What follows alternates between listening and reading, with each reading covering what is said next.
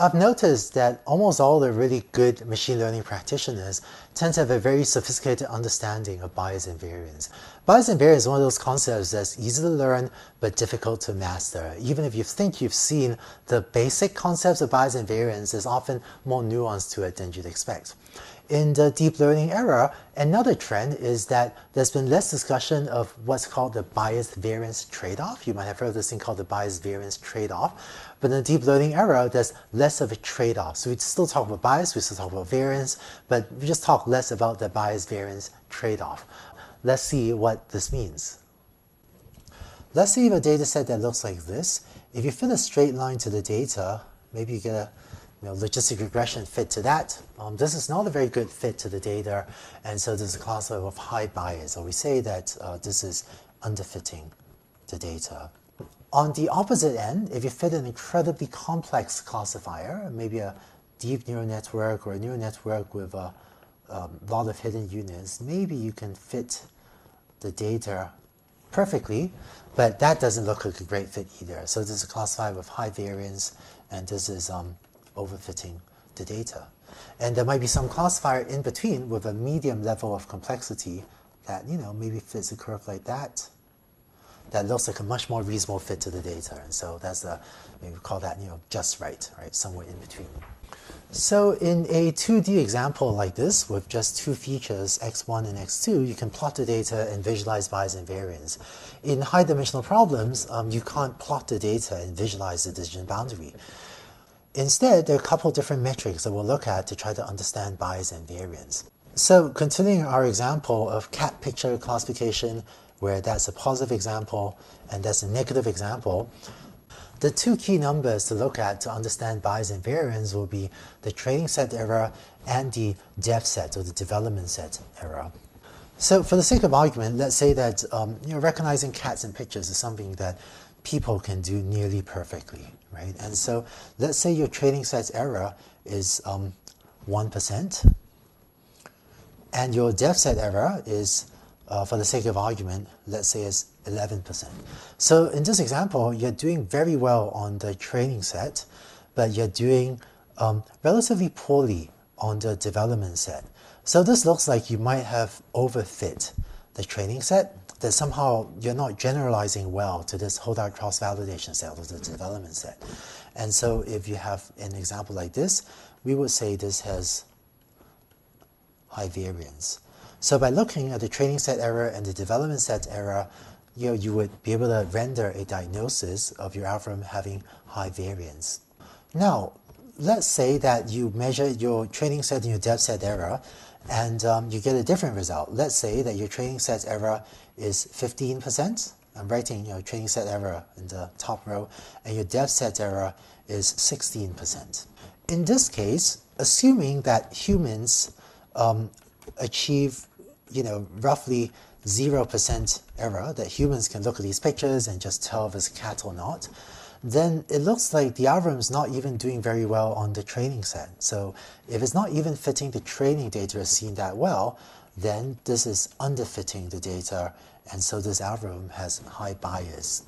But in contrast, it's actually generalizing at a reasonable level to the dev set, whereas performance of the dev set is only 1% worse than its performance on the training set. So this algorithm has a problem of high bias because it's not even fitting the training set well. This is similar to the leftmost plot we had on the previous slide. Now, here's another example. Let's say that you have 15% training set error, so that's pretty high bias. But when you evaluate on a dev set, it does even worse. Maybe it does 30%. In this case, I would diagnose this algorithm as having high bias because it's not doing that well on the training set, and high variance. So this is really the worst of both worlds.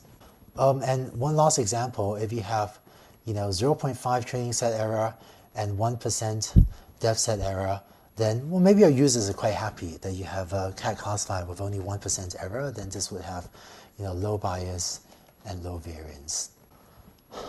One subtlety that I'll just briefly mention, but will leave to a later video to discuss in detail, is that this analysis is predicated on the assumption that human-level performance gets nearly 0% error, or more generally, that the optimal error, sometimes called Bayes error, so the Bayesian optimal error, is nearly 0%.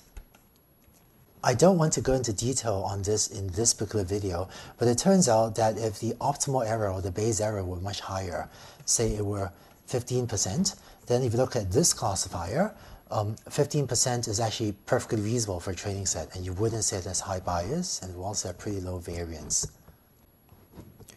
So the case of how to analyze bias and variance when no classifier can do very well, for example, if you have really blurry images so that even a human or just no system could possibly do very well, then maybe Bayes error is much higher, and then there's some details to how this analysis would change.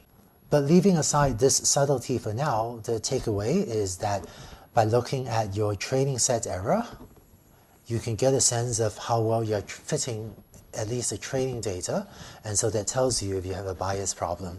And then looking at how much higher your error goes when you go from the training set to the depth set, that should give you a sense of how bad is the variance problem. So are you doing a good job generalizing from the training set to the depth set? That gives you a sense of your variance.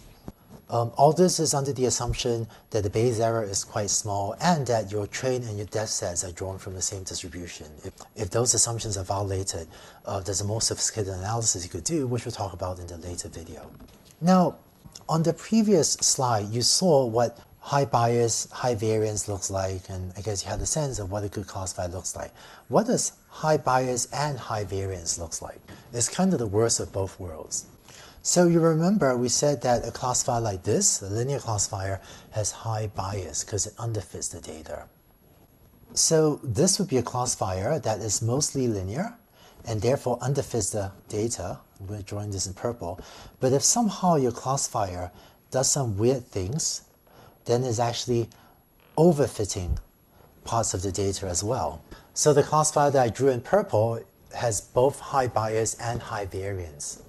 Right, that's high bias because by being a mostly linear classifier, it's just not fitting, this quadratic light shape that well. But by having too much flexibility in the middle, it somehow gets this example and this example overfits those two examples as well. So this classifier kind of has high bias because it was mostly linear, but you needed maybe a curve function, a quadratic function, and it has high variance because it had too much flexibility to fit those two mislabeled or those outlier examples in the middle as well. In case this seems contrived, well, this example is a little bit contrived in 2 dimensions, but with very high dimensional inputs, you actually do get things with high bias in some regions and high variance in some regions. And so it is possible to get classifiers like this in high dimensional inputs that seem less contrived.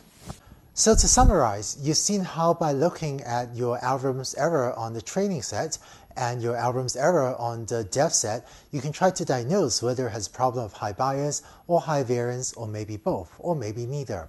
And depending on whether your algorithm suffers from bias or variance, it turns out that there are different things you could try. So in the next video, I want to present to you what I call a basic recipe for machine learning that lets you more systematically try to improve your algorithm depending on whether it has high bias or high variance issues. So let's go on to the next video.